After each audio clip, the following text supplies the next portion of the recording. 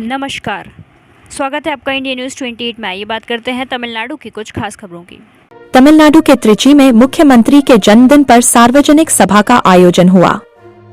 तिरुचिरापल्ली दक्षिण जिले के पार्टी सचिव मंत्री अनपिल महेश पोयमोजी जी के मार्गदर्शन में पूर्वी महानगर पालक्कड़ क्षेत्र के पार्टी 30 और 30 वार्ड पार्टी के कार्यकर्ताओं ने पिल्लईमा नगर मुख्य सड़क के पास पालक्कड़ में यह सभा आयोजित की।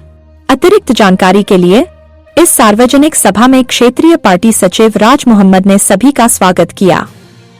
30वें वार्ड के सचिव शेखर और 30वें वार्ड के पार्टी सचिव सवन कुमार ने अध्यक्षता की। इस सभा में विशेष आमंत्रित अतिथि के रूप में पार्टी प्रवक्ता इरोडी इरवन, पूर्वी महानगर पार्टी सचिव एम मदिवानन, युवा प्रवक्ता विजयलक्ष्मी ने विशेष भाषण दिया। अंत में सभा में धन्यवाद ज्ञापन महानगर अध्यक्ष टीम के आयोजक सीएम मेयप्पन ने किया। इस बैठक में जिला उप सचिव लीला वेउ, महानगर पालिका उप मेयर दिव्या, महानगर परिषद के अध्यक्ष नूरकान और महानगर उप सचिव चंद्रमोहन ने भी भाग लिया। इसके अलावा जनसामान्य को कल्याणकारी योजनाओं के अंतर्गत सहायता प्रदान की गई। त्रिची से मुख्य संवाददाता वी बालाजी की रिपोर्ट।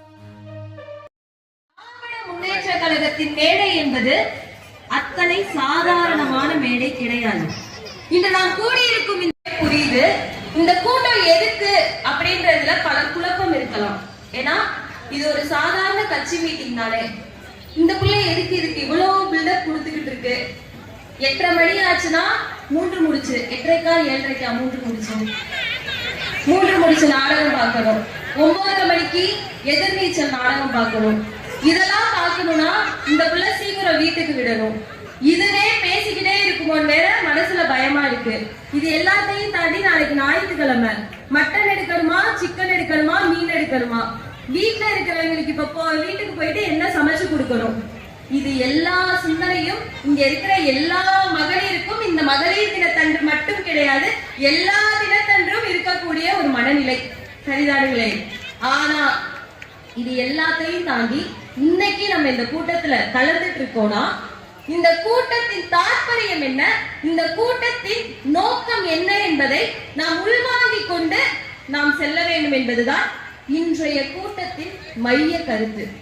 இப்படி நம்ம ஹிந்தி கத்துக்கணும் அப்படின்னு நம்ம கேட்டா நமக்கான அறிவு ஆங்கில அறிவு இருக்கு, ஒரு 2வது மொழியா நம்மளோட தாய்மொழி இருக்கு, உயர்தனி செம்மொழி இருக்கு.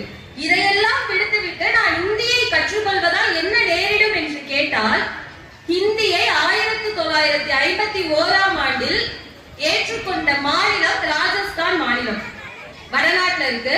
அவர்களோட மொழி என்னன்னு கேட்டோம்னா ராஜஸ்தானி மொழி, அவர்களுடைய தாய்மொழி ராஜஸ்தானி மொழி.